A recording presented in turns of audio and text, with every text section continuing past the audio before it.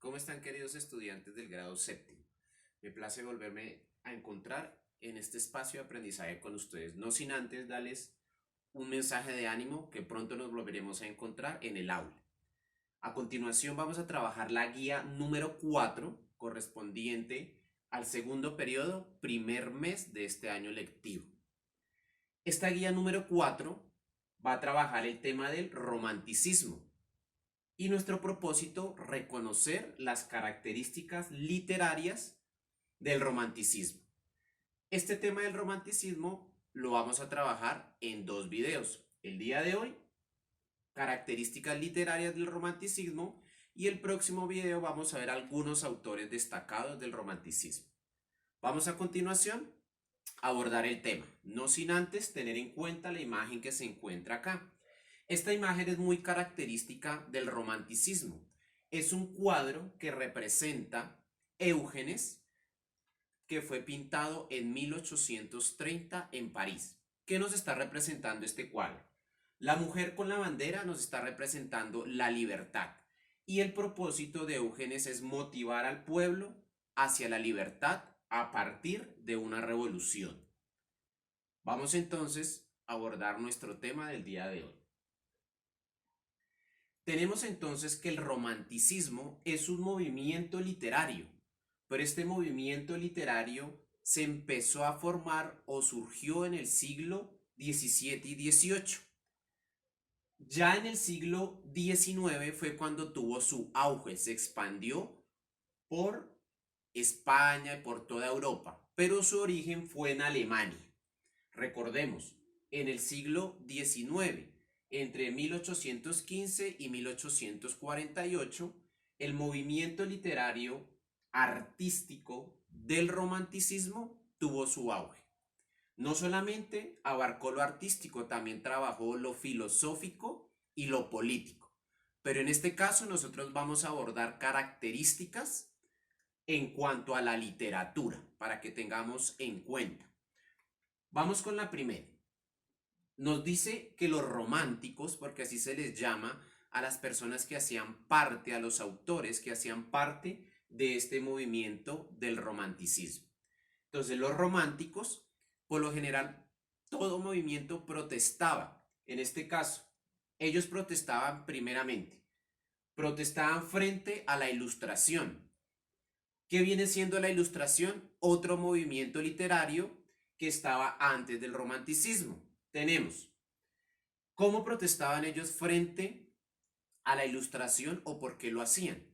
Ellos protestaban porque la Ilustración no exaltaba la intimidad del hombre, o sea, no exaltaba lo más profundo que cada ser humano tiene, todos sus sentimientos y sus sensaciones.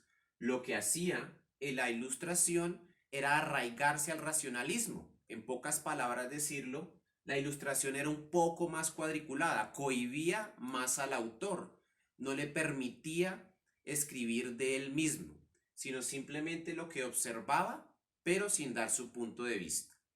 Por eso los románticos se oponían a la Ilustración. La segunda característica de oposición de parte de los románticos es contra la burguesía. Recordemos que la burguesía es la élite de la sociedad, son todos aquellos acaudalados, las personas que tienen mucho dinero en esa época. Los románticos estaban en contra de la burguesía porque esta sociedad, este grupo social, lo que quería era materializar toda la sociedad. Y pues los pobres no podían llegar a esa materialización, ya que no tenían dinero.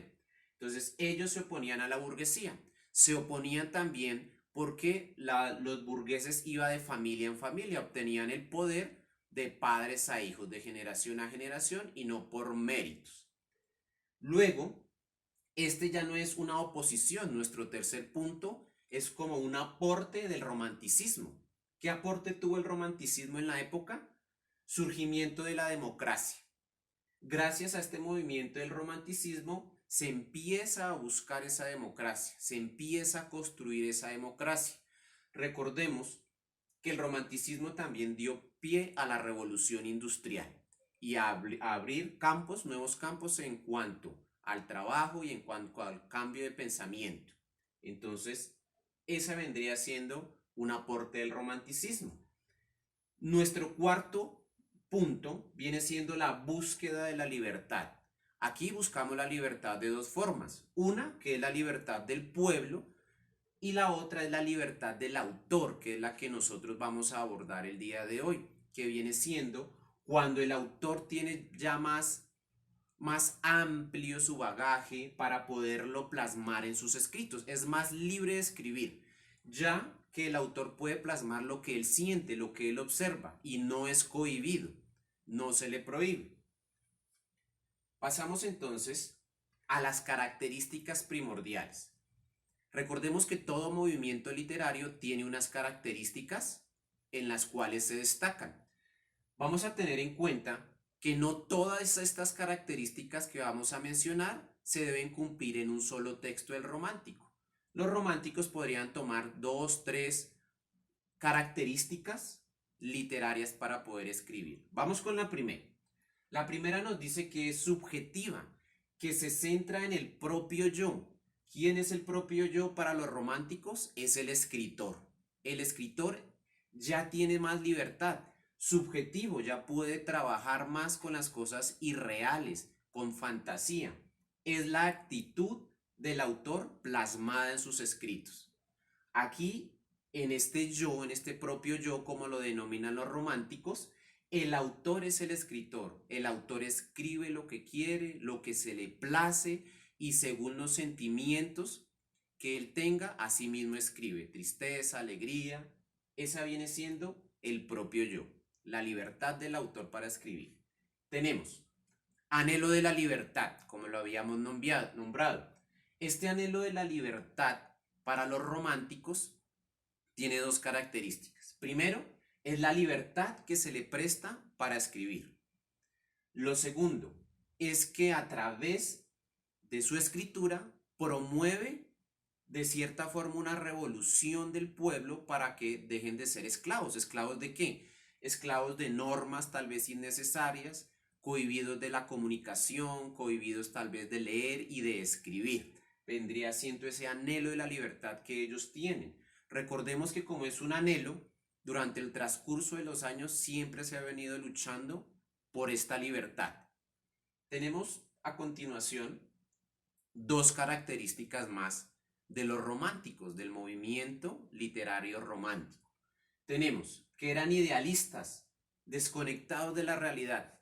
Una característica de estos escritores, de este movimiento literario, era que ellos tenían sus ideales y esos ideales los plasmaban muchas veces fuera de la realidad. Ellos abordaban mucho lo subjetivo. A través de lo subjetivo plasmaban las realidades que se vivían en la sociedad. Un ejemplo de ellos es los elixirs del diablo. Entonces acá tenemos cómo un personaje vende el alma al diablo para poder sobrevivir en una sociedad de pobreza, de tristeza y muchas otras más melancolías que lo aquejan. Entonces, eran idealistas los autores. Tenemos que dentro de sus escritos, que más característicos eran los mitos, la leyenda, lo tradicional, de igual forma el teatro y la poesía, ellos exaltaban épocas y lugares remotos. ¿Qué lugares remotos podrían exaltar? Ellos se remitieron a la época medieval, a los castillos, a los caballeros, ya que ellos vieron que en esta época era remota y aún permanecía como la libertad, la lucha de la libertad y la verdad. Esos caballeros eran quienes llegaban o quienes luchaban por esa libertad y esos valores de la sociedad. Los románticos entonces en sus escritos destacan épocas y lugares remotos, como la época medieval. También algunos hablaron sobre los piratas. Pasamos ahora dos características más del romanticismo. Tenemos personajes marginales, exóticos, caballeros y caballeros medievales. Ya lo habíamos mencionado con anterioridad. Marginales, las personas que están desprotegidas por la sociedad, por el gobierno, en el caso del romanticismo, los burgueses. Eran lugares exóticos, como lo nombraba, selvas, acantilados, y sus personajes eran caballeros medievales, entre otros más. Estos lugares exóticos, ellos los destacaban porque eran lugares alejados. Estos lugares los retiraban como de la ciudad. Escribían de estos lugares exóticos porque a través de la escritura ellos decían que se alejaban del bullicio de la ciudad, perdón, y tenían en cuenta esto, ya que la ciudad los agobiaba. Ellos veían que en la ciudad los agobiaba a ellos como escritores y agobiaba a la sociedad marginal. Vamos con esta característica que viene siendo estilo recargado con toda clase de recursos literarios. ¿Qué nos quiere decir esto y cómo se evidencia en los escritos de los románticos? Quiere decir que ellos utilizaban muchas figuras literarias para rescatar la belleza de su escritura. Un ejemplo podría ser, entonces, que ellos hubieran escrito: tus labios son tan rojos como pétalos de rosa. Entonces acá está haciendo un estilo recargado. Está comparando los labios de la mujer con la rosa roja y está destacando una pasión que ellos sienten. Una pasión bien sea por la mujer o la belleza de la mujer o simplemente por el enamoramiento. ¿Qué es lo que hacen estos estilos recargados? Estos recursos literarios, comparar.